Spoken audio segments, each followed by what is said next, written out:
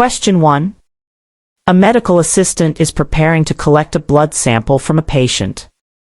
Which of the following is the most appropriate action to ensure proper patient identification? A. Ask the patient to state their full name and date of birth. B. Check the patient's room number against the requisition form. C. Verify the patient's name on their wristband. D. Ask the patient's family member to confirm their identity. Answer. A. Ask the patient to state their full name and date of birth. This question tests the crucial concept of patient identification, a fundamental safety protocol in healthcare. The keyword "most appropriate action" indicates that you need to choose the best method for accurate identification, not just any method.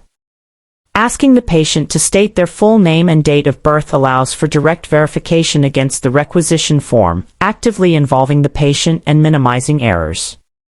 For example, if two patients have similar names, this dual identification ensures the correct person receives care.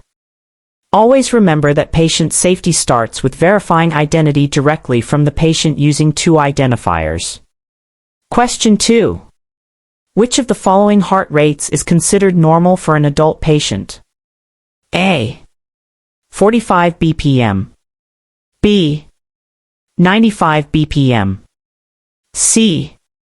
120 bpm. D. 160 bpm.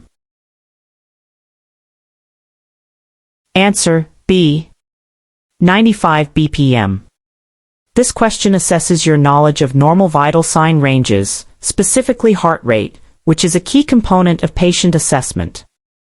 The phrase "normal for an adult patient" is the important clue, guiding you to recall standard physiological parameters. A normal adult resting heart rate typically falls between 60 and 100 beats per minute, BPM. Values like 45 BPM would be considered bradycardia, too slow, and 120 or 160 BPM would be tachycardia, too fast, both potentially indicating an underlying issue. Remember that knowing these normal ranges helps you quickly identify when a patient's vital signs are concerning and require further attention. Question 3. A medical assistant is scheduling an appointment for a patient who has a new diagnosis of diabetes. Which of the following actions should the medical assistant take? A. Schedule the patient for the earliest available appointment. B. Provide the patient with a detailed diet plan immediately. C. Advise the patient to research diabetes online for more information. D. Ensure the patient understands any pre-appointment instructions. Answer. D. Ensure the patient understands any pre-appointment instructions. This question focuses on patient education and communication, particularly when managing a new diagnosis. The keyword "new diagnosis of diabetes" highlights the importance of comprehensive support and clear instructions for a patient facing a significant health change. Ensuring the patient understands pre-appointment instructions, such as fasting requirements for lab tests or what to bring to the visit, empowers them and prepares them for their care. Providing a diet plan or advising online research without provider guidance is outside the MA's scope. Always remember to prioritize clear communication and confirm patient understanding to promote adherence and positive health outcomes. Question 4. When performing a capillary puncture on an adult, which of the following fingers is the most appropriate site? A. Index finger. B. Thumb. C. Ring finger. D. Pinky finger. Answer. C. Ring finger. This question tests your practical knowledge of phlebotomy techniques, specifically site selection for capillary punctures. The critical phrase, "most appropriate site," directs you to choose the safest and most effective location. The ring finger, or third finger, is generally preferred for capillary punctures because it has good capillary supply, sufficient tissue depth to avoid bone injury, and is less likely to be calloused or frequently used than the index finger. The thumb and pinky finger are typically avoided due to larger nerves and shallower tissue. Always remember to select a site that minimizes patient discomfort and risk while ensuring an adequate sample.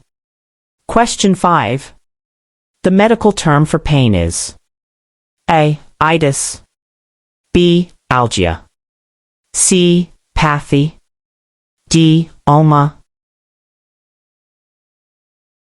Answer B. Algia. This question assesses your foundational knowledge of medical terminology, specifically common suffixes. Understanding suffixes helps decipher the meaning of many medical terms. The suffix algia consistently denotes pain, as seen in words like fibromyalgia, muscle pain, or neuralgia, nerve pain. Other options like itis mean inflammation, pathy means disease, and ulma means tumor or mass. Learning these common word parts is essential for accurately interpreting and communicating within the healthcare setting.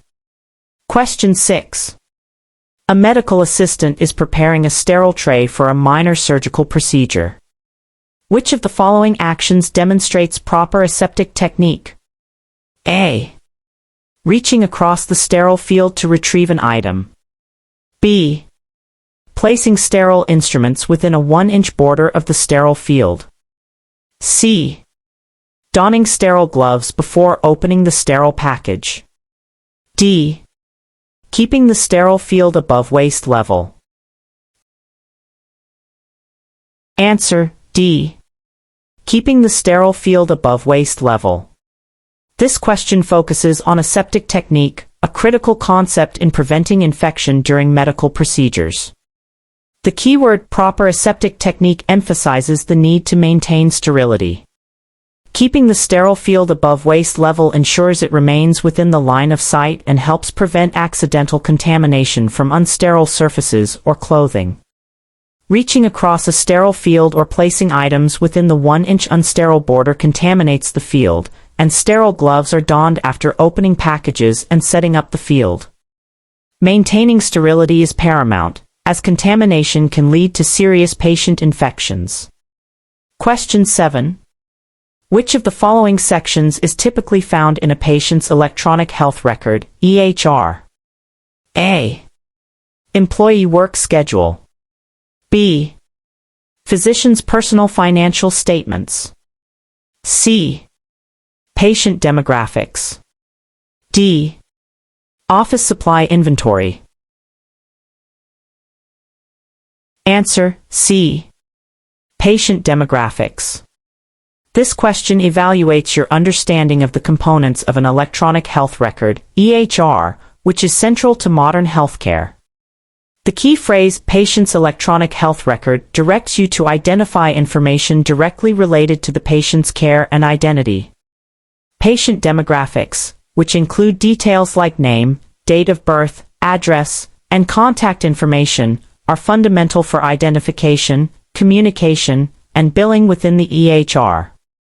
The other options are administrative or personal information not relevant to a patient's medical record. EHRs are designed to compile a comprehensive history of a patient's health for efficient and coordinated care. Question 8. A medical assistant is preparing to administer an intramuscular injection to an adult patient. Which of the following needle gauges is most appropriate for this type of injection? A. 25 gauge. B. 21 gauge.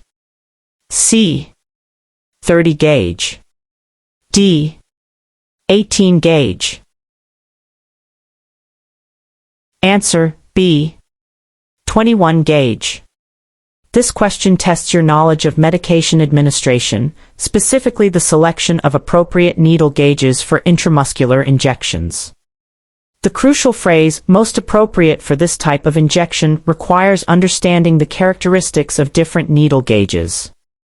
A 21 gauge needle is commonly used for intramuscular injections in adults because it is wide enough to allow medication to be injected into muscle tissue effectively but not so large as to cause excessive pain or tissue trauma. A higher gauge number, like 25 or 30, indicates a smaller, finer needle typically used for subcutaneous or intradermal injections, while an 18 gauge is much larger and generally reserved for drawing thick medications or rapid for infusions. Proper needle selection ensures safe and effective medication delivery. Question 9. Which of the following legal doctrines states that an employer is responsible for the actions of their employees performed within the scope of employment? A. Residential ipsa loquitur. B. Respondeat superior. C. Stare decisis. D. Informed consent. Answer B. Respondeat superior. This question delves into medical law and ethics, specifically a key legal doctrine affecting healthcare organizations. The core concept being tested is employer responsibility for employee actions. Respondeat superior is a Latin term meaning "let the master answer," indicating that an employer is legally liable for the negligent acts or omissions of an employee acting within the scope of their employment. This is crucial in healthcare, as the clinic or hospital can be held accountable for the actions of its medical assistants. The other terms refer to the thing speaks for itself, res ipsa loquitur, to stand by things decided, stare decisis, or a patient's agreement to treatment. Understanding respondeat superior emphasizes the importance of performing all duties competently and ethically to protect both yourself and your employer. Question 10. The primary function of the large intestine is to A. Absorb nutrients from digested food. B. Produce digestive enzymes. C. Absorb water and electrolytes. D. Secrete stomach acid. Answer C. Absorb water and electrolytes. This question tests your basic understanding of human anatomy and physiology, specifically the digestive system. The phrase primary function directs you to the main role of the large intestine. While the small intestine is primarily responsible for nutrient absorption, the large intestine's main role is to absorb residual water and electrolytes from indigestible food matter, forming solid waste for elimination. The stomach secretes acid, and enzymes are produced in various organs like the pancreas. Knowing the specific roles of each organ helps you understand the overall function of bodily systems. Question 11. Which of the following is an example of an open-ended question? A. Are you feeling better today? B. Did you take your medication? C. Can you describe your pain? D. Is your arm hurting now? Answer C. Can you describe your pain? This question focuses on therapeutic communication skills, a vital aspect of patient interaction. The keyword open-ended question indicates a question that cannot be answered with a simple yes or no and encourages the patient to elaborate. Can you describe your pain? Prompts the patient to provide detailed information about their symptoms, helping the MA and provider gain a fuller understanding of their condition. The other options are closed-ended questions, which limit the patient's response and may not gather sufficient information. Using open-ended questions helps build rapport and gather comprehensive patient histories. Question 12. Before administering any medication, a medical assistant should verify the 7 rights of medication administration. Which of the following is not one of the 7 rights? A. Right patient. B. Right drug. C. Right room. D. Right dose. Answer C. Right room. This question tests your knowledge of medication safety protocols, specifically the critical 7 rights of medication administration. The important keyword, not one of the 7 rights, requires you to identify the incorrect option among standard safety checks. The 7 rights include the right patient, right drug, right dose, right route, right time, right documentation, and right reason. Right room is not a formal component of these safety checks, as a patient's location can change, but their identity, the medication, and other factors should remain consistent. Adhering to the 7 rights helps prevent medication errors, which are a serious patient safety concern. Question 13. Which of the following is the most effective method to prevent the spread of infection in a healthcare setting? A. Wearing a mask at all times. B. Thorough hand hygiene. C. Disinfecting all surfaces once a day. D. Administering antibiotics to all patients.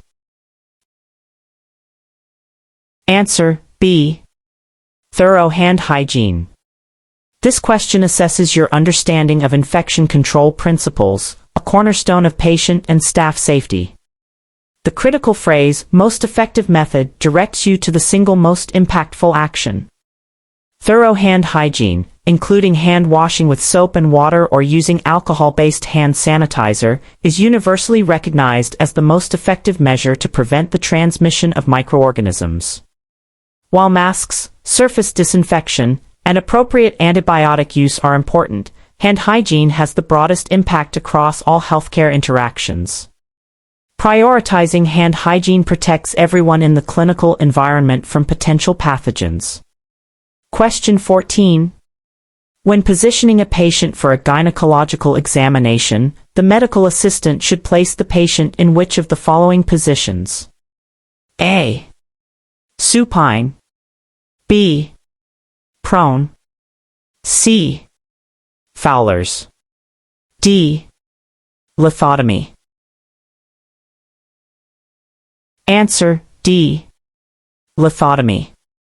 This question tests your knowledge of patient positioning for specific medical examinations. The keyword gynecological examination is the direct clue to the appropriate position. The lithotomy position involves the patient lying on their back with their feet in stirrups, which provides optimal access and visualization for gynecological and rectal examinations. Supine means lying on the back, prone means lying on the stomach, and fowlers involve sitting upright. Correct patient positioning ensures the provider can perform the examination effectively and comfortably. Question 15. A patient calls the clinic reporting symptoms of a severe allergic reaction, including difficulty breathing. Which of the following actions should the medical assistant take first? A. Schedule an urgent appointment for later that day. B. Instruct the patient to go to the nearest emergency department. C. Advise the patient to take an over-the-counter antihistamine. D. Transfer the call to the provider for immediate assessment.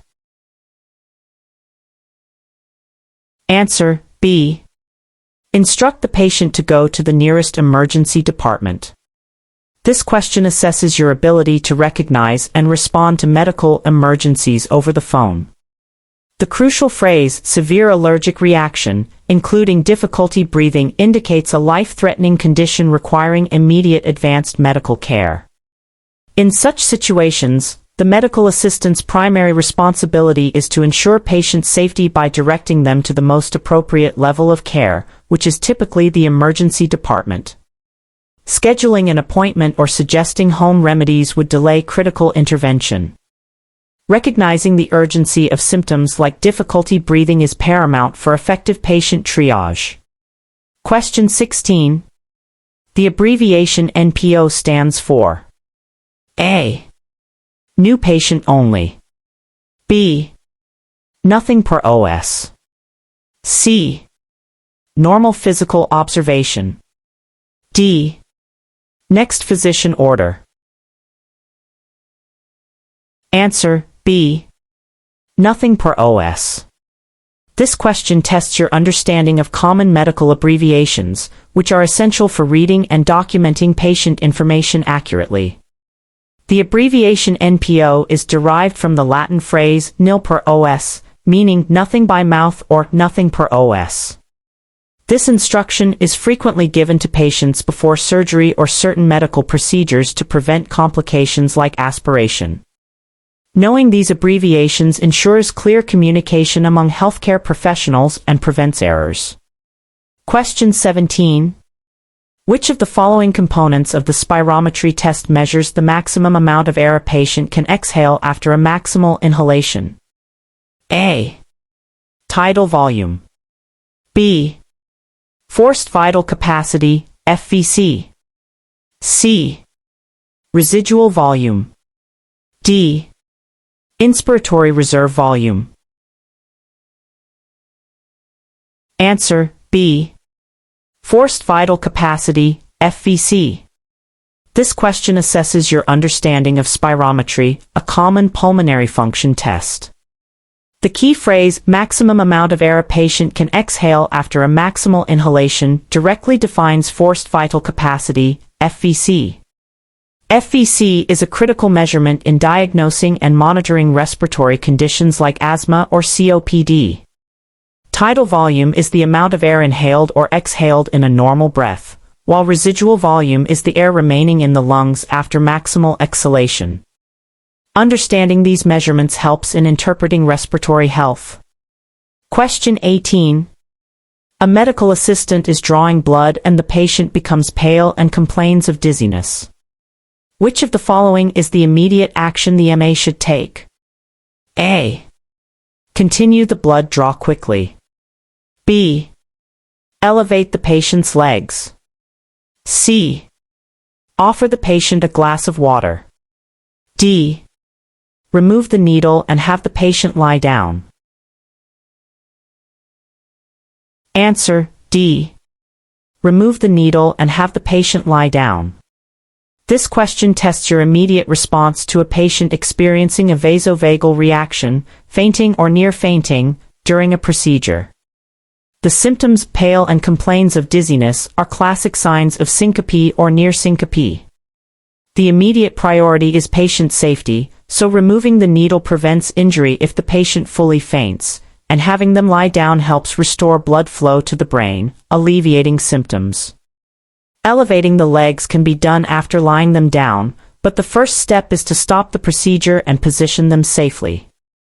Recognizing and responding promptly to these reactions is crucial for patient well-being. Question 19. According to OSHA standards, what is the primary purpose of a safety data sheet, SDS? A. To list the clinic's emergency contact numbers. B. To provide information about hazardous chemicals. C. To document employee training records. D. To record patient allergies. Answer, B. To provide information about hazardous chemicals. This question assesses your knowledge of workplace safety regulations, specifically those mandated by OSHA, Occupational Safety and Health Administration. The phrase, primary purpose of a safety data sheet, SDS, directs you to its main function. An SDS provides comprehensive information about hazardous substances used in the workplace, including their properties, health hazards, protective measures, and safety precautions for handling, storage, and emergency procedures. This information is vital for employee safety and compliance with safety regulations. Knowing where to find SDS information helps protect yourself and your colleagues from chemical exposure. Question 20. Which of the following is the most appropriate method for lifting a heavy object? A. Bending at the waist with straight legs. B. Keeping the back straight and lifting with the legs. C. Twisting the torso while lifting. D. Lifting with arms only. Answer, B. Keeping the back straight and lifting with the legs. This question tests your understanding of proper body mechanics, which is essential for preventing musculoskeletal injuries in healthcare workers. The keyword most appropriate method requires you to identify the safest technique. Keeping the back straight and bending at the knees, engaging leg muscles, minimizes strain on the spine and reduces the risk of back injury. Bending at the waist or twisting puts excessive stress on the back. Always remember to use your legs, not your back, when lifting to maintain good posture and protect yourself. Question 21. When a patient refuses a prescribed medication, the medical assistant should first: A. Document the refusal and inform the provider. B. Administer the medication against the patient's wishes. C. Convince the patient to take the medication. D. Discard the medication immediately. Answer: A. Document the refusal and inform the provider. This question addresses patient rights and professional responsibility when a patient refuses treatment. The keyword first emphasizes the immediate and most appropriate action. Patients have the right to refuse medical treatment, and the medical assistant's role is to respect that right while ensuring the provider is aware of the situation. Documenting the refusal and informing the provider allows the care team to address the patient's concerns, educate them further, or adjust the treatment plan. You should never force medication or simply discard it without proper communication. Question 22. A medical assistant is obtaining a urine specimen for a culture and sensitivity test. Which of the following collection methods is most appropriate? A. Random urine collection. B. First morning void. C. Clean catch midstream. D. 24-hour urine collection. Answer: C. Clean catch midstream. This question assesses your knowledge of urine specimen collection methods for specific laboratory tests. The key phrase culture and sensitivity test indicates the need for a specimen that is as free from external contamination as possible. A clean catch midstream collection involves the patient cleaning the urethral area, starting to void, collecting the middle portion of the urine stream, and then finishing voiding. This method minimizes contamination from skin bacteria, providing an accurate sample for identifying urinary tract infections. Random and first morning voids are for general analysis, and 24-hour collections are for quantitative studies. Question 23. Which of the following is the primary reason for performing an electrocardiogram, ECG or EKG? A. To measure blood pressure. B. To assess the electrical activity of the heart. C. To determine lung capacity. D. To visualize blood vessels. Answer: B. To assess the electrical activity of the heart. This question tests your understanding of the purpose of an electrocardiogram, ECG/EKG, a common diagnostic tool. The keyword primary reason directs you to the core function of the test. An ECG records the electrical signals that control the heart's pumping action, providing valuable information about heart rate, rhythm, and any damage to the heart muscle. It does not measure blood pressure, lung capacity, or directly visualize blood vessels. Understanding the specific purpose of diagnostic tests helps in patient education and preparation. Question 24. A medical assistant is instructing a patient on how to collect a stool sample for occult blood testing. Which of the following foods should the patient be advised to avoid prior to the test? A. Chicken. B. Red meat. C. Apples. D. White bread. Answer: B. Red meat. This question evaluates your patient education skills, specifically regarding preparations for laboratory tests. The key phrase occult blood testing refers to a test that detects hidden blood in stool, which can indicate gastrointestinal bleeding. Patients are advised to avoid red meat for several days before the test because it contains hemoglobin, which can cause a false positive result, mimicking human blood. Other foods listed do not typically interfere with this specific test. Clear pre-test instructions are vital for accurate diagnostic results. Question 25. Which of the following describes the proper way to dispose of a contaminated needle after drawing blood? A. Recapping the needle and placing it in a regular trash can. B. Placing the uncapped needle and syringe into a biohazard bag. C.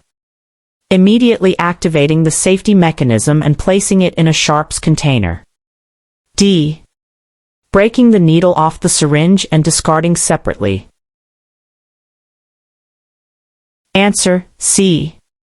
Immediately activating the safety mechanism and placing it in a sharps container. This question tests your knowledge of critical safety protocols for handling biohazardous waste, particularly sharps. The crucial phrase "proper way to dispose of a contaminated needle" emphasizes the need for immediate and safe disposal to prevent needle stick injuries. After use, the safety mechanism on the needle should be activated immediately, and the entire needle syringe unit should be placed into an approved, puncture-resistant sharps container. Recapping, breaking, or placing in regular trash or biohazard bags are unsafe practices that significantly increase the risk of needle stick injuries.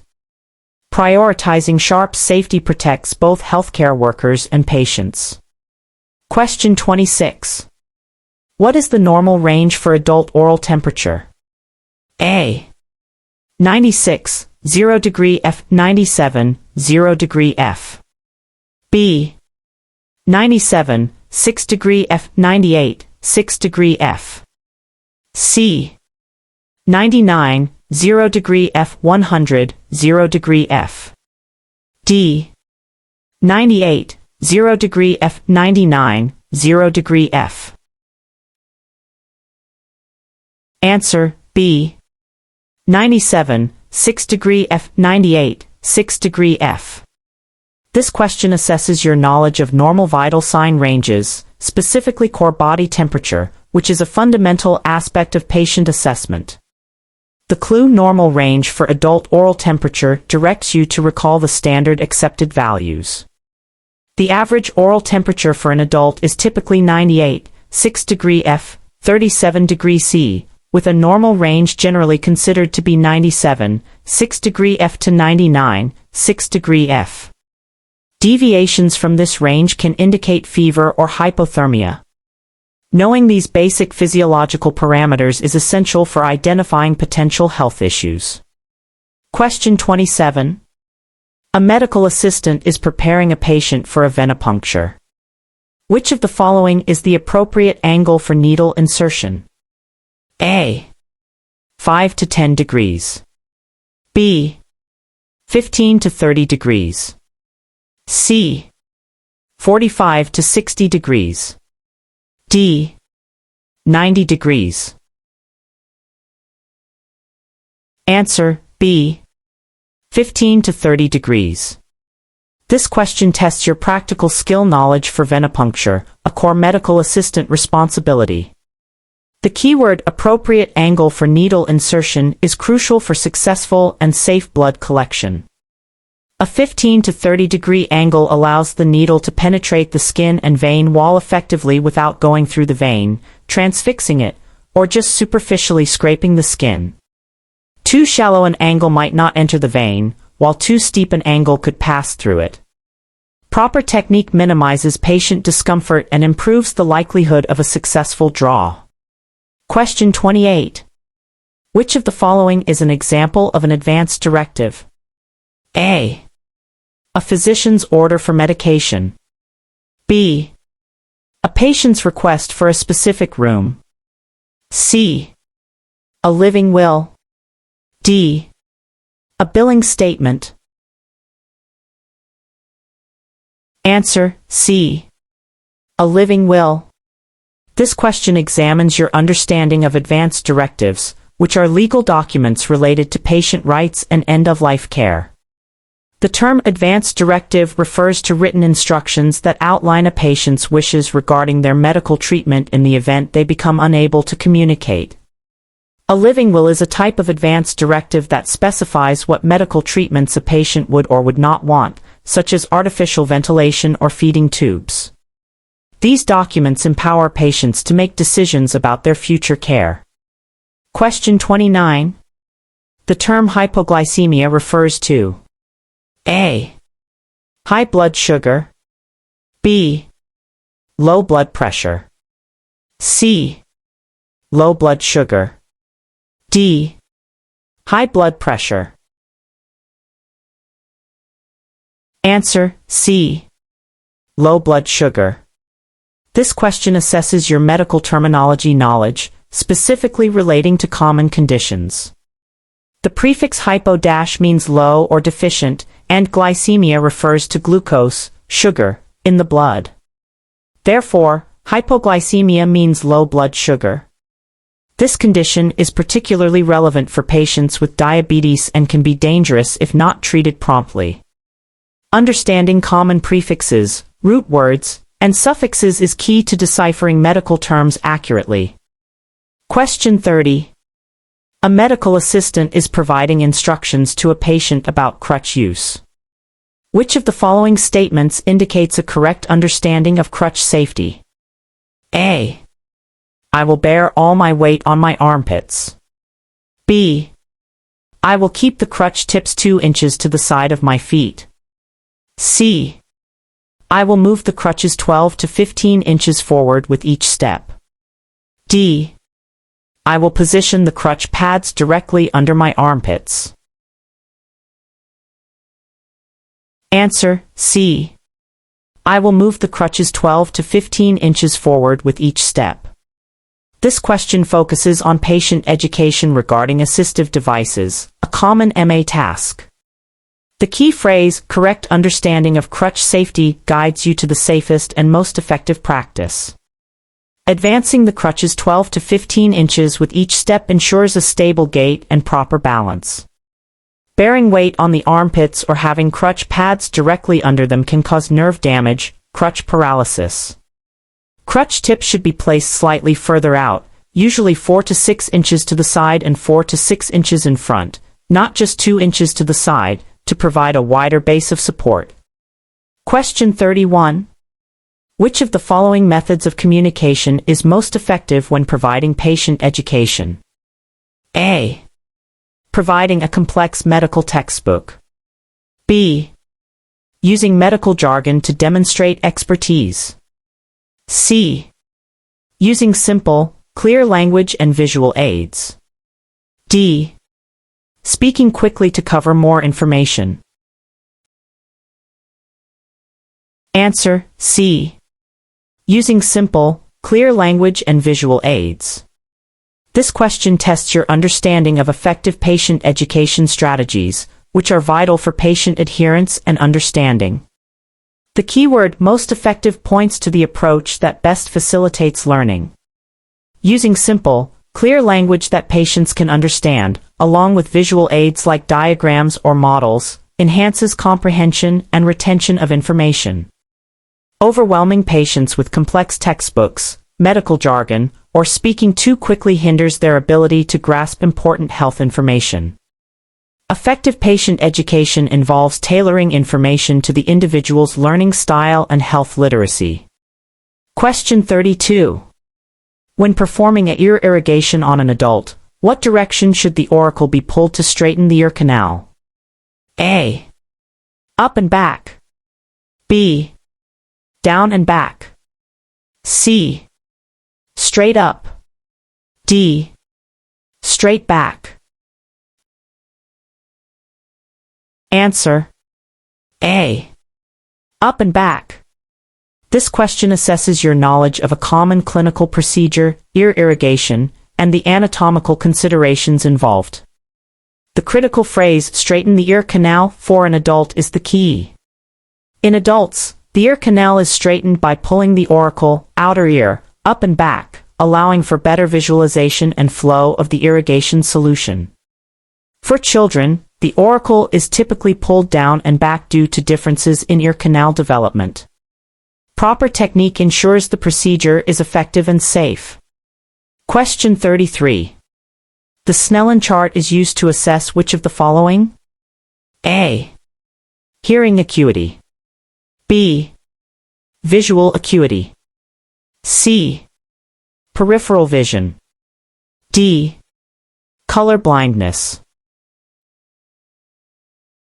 Answer: B. Visual acuity.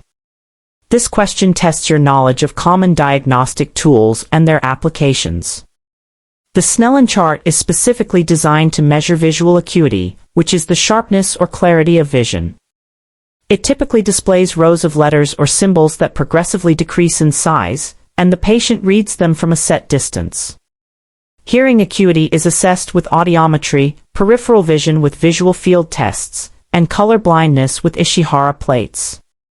Knowing the purpose of different screening tools is crucial for accurate patient assessment. Question 34. A medical assistant needs to dispose of a patient's contaminated urine specimen. Where should it be placed? A. Regular trash can. B. Biohazard waste container. C. Sharps container. D. Sink. Answer, B. Biohazard waste container. This question addresses proper waste disposal in a healthcare setting, specifically for biological fluids. The term contaminated urine specimen indicates that it is a biohazardous material. Biohazard waste containers are specifically designed for items contaminated with blood, body fluids, or other potentially infectious materials to prevent the spread of pathogens. Regular trash, sharps containers, for needles/blades, or the sink are inappropriate for biohazardous liquid waste. Correct disposal practices are essential for maintaining a safe and sanitary clinical environment. Question 35. Which of the following prefixes means fast or rapid? A. Brady. B. Tacky. C. Poly. D.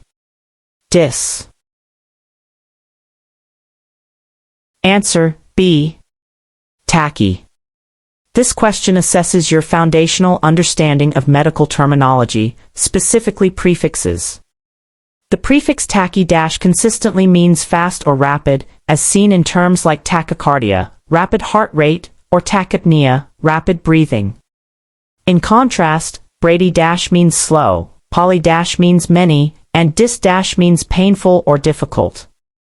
Mastering these common prefixes significantly aids in comprehending medical terms encountered in the clinical setting. Question 36. A medical assistant is preparing to collect a sputum specimen. Which of the following instructions should be given to the patient? A. Spit into the container as soon as you wake up. B. Collect the sample immediately after eating. C.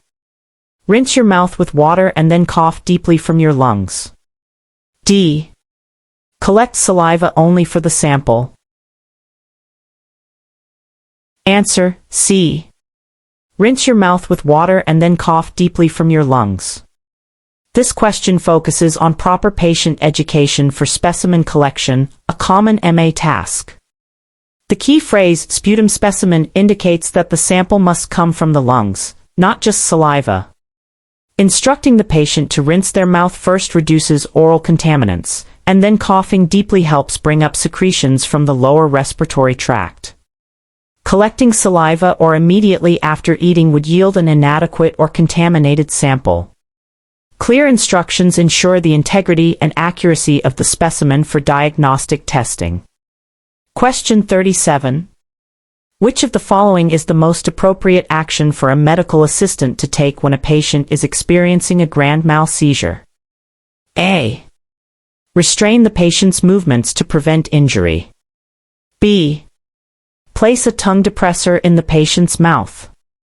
C. Protect the patient from injury and time the seizure. D. Call 911 immediately without assessing the situation. Answer, C. Protect the patient from injury and time the seizure. This question tests your emergency response skills when encountering a patient having a seizure. The term grand mal seizure indicates a generalized tonic-clonic seizure, which requires immediate protective measures. The most appropriate action is to ensure the patient's safety by moving objects away, loosening tight clothing, and cushioning their head, while also timing the duration of the seizure. Restraining movements or placing anything in the mouth can cause injury. Calling 911 is important but should follow initial protective actions and assessment, unless the seizure is prolonged or the patient is not known to have a seizure disorder. Question 38.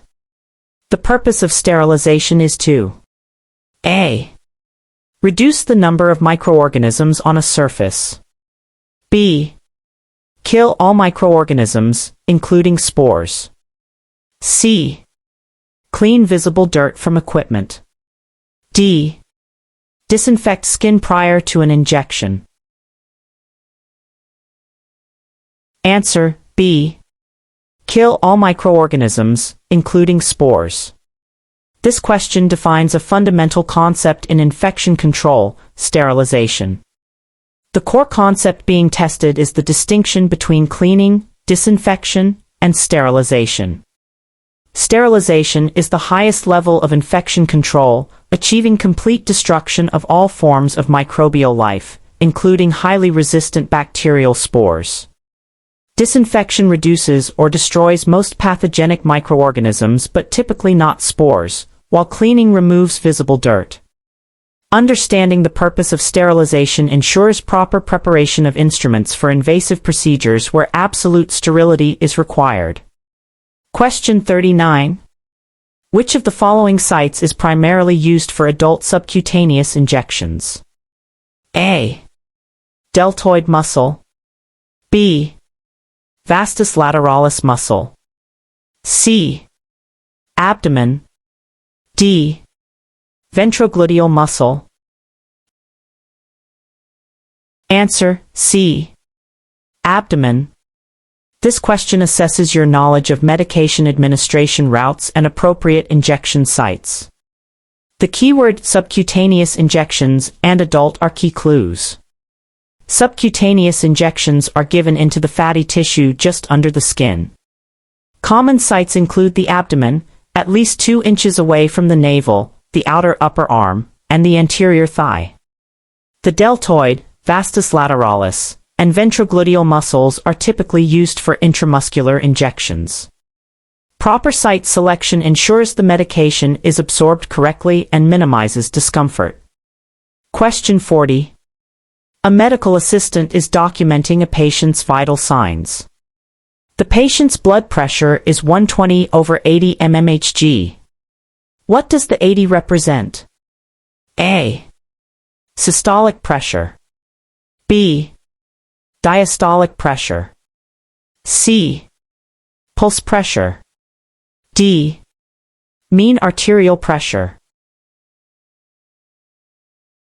Answer B. Diastolic pressure. This question tests your understanding of blood pressure readings, a fundamental vital sign. In a blood pressure reading like 120/80 mmHg, the bottom number, 80, represents the diastolic pressure. Diastolic pressure is the pressure in the arteries when the heart rests between beats, filling with blood. The top number, 120, is the systolic pressure, which is the pressure when the heart beats and pushes blood through the arteries. Knowing these components helps you accurately report and interpret blood pressure values. Question 41. Which of the following is the most important information to document immediately after administering a vaccine? A. Patient's insurance information. B. Manufacturer, lot number, and expiration date of the vaccine. C. Future appointment date. D. Patient's preferred pharmacy. Answer B. Manufacturer, lot number, and expiration date of the vaccine. This question focuses on critical documentation requirements for medication administration, especially vaccines, which is a major patient safety and legal aspect.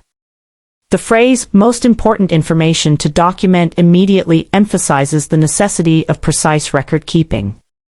For vaccines, documenting the manufacturer, lot number, and expiration date is crucial for tracking purposes in case of a recall or adverse event, as well as for legal compliance. This specific information allows for proper identification and tracking of the vaccine administered. Question 42. A patient states they are experiencing domestic violence. Which of the following actions should the medical assistant take? A. Ask the patient why they haven't left the situation. B. Document the patient's statement and provide resources if appropriate and safe. C. Contact law enforcement immediately without the patient's consent. D.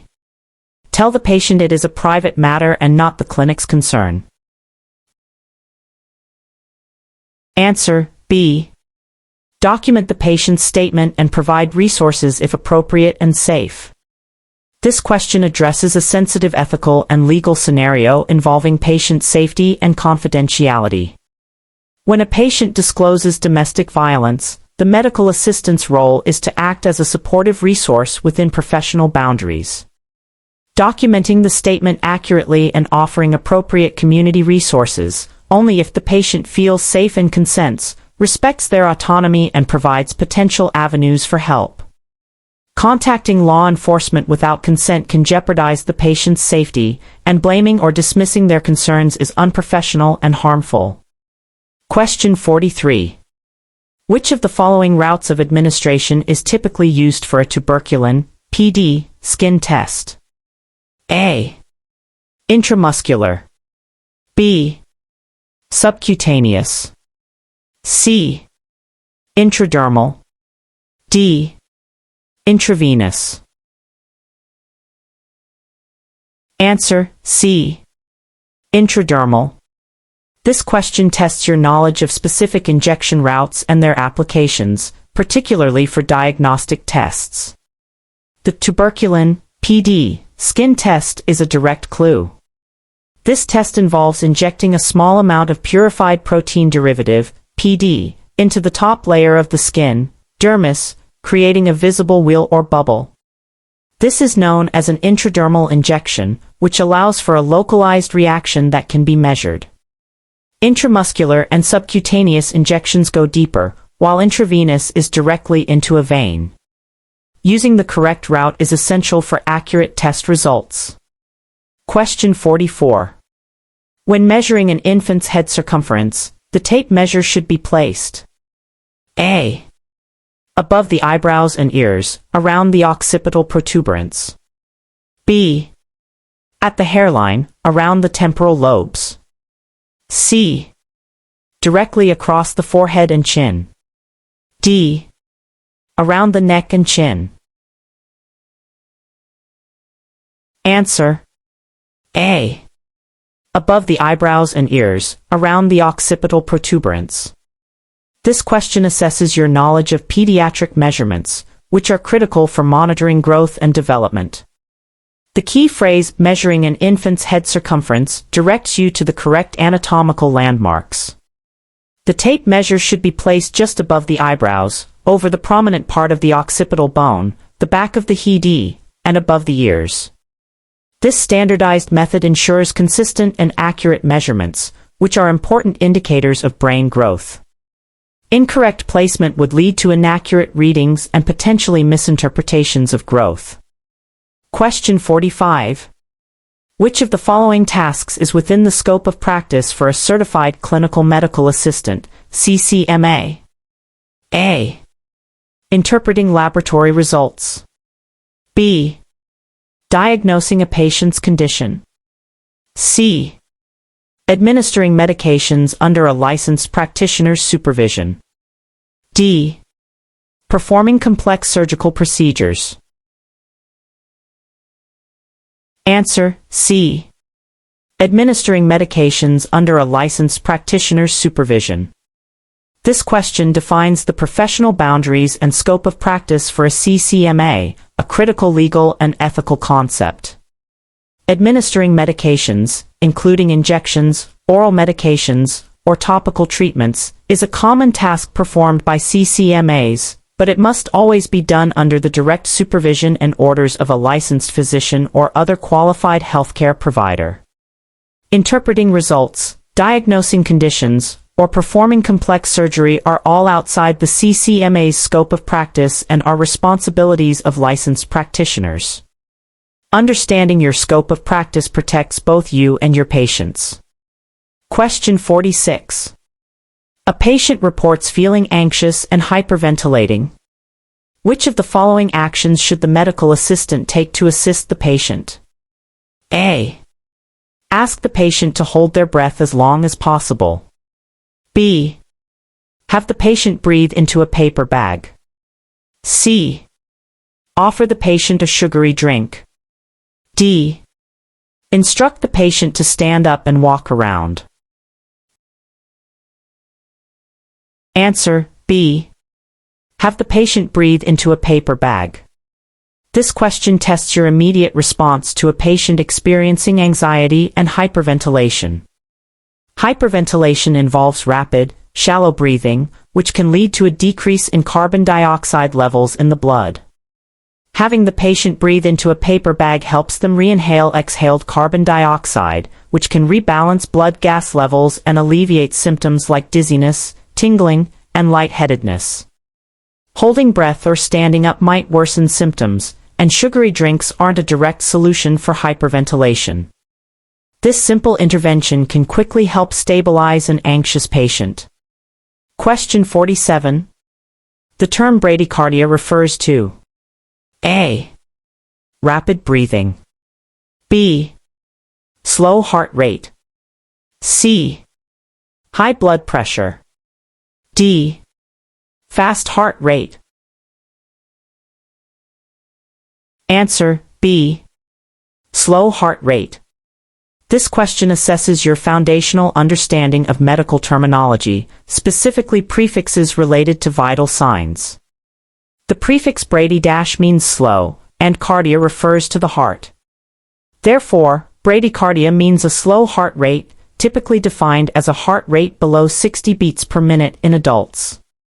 This is the opposite of tachycardia, which means a fast heart rate.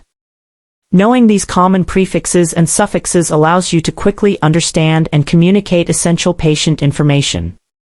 Question 48.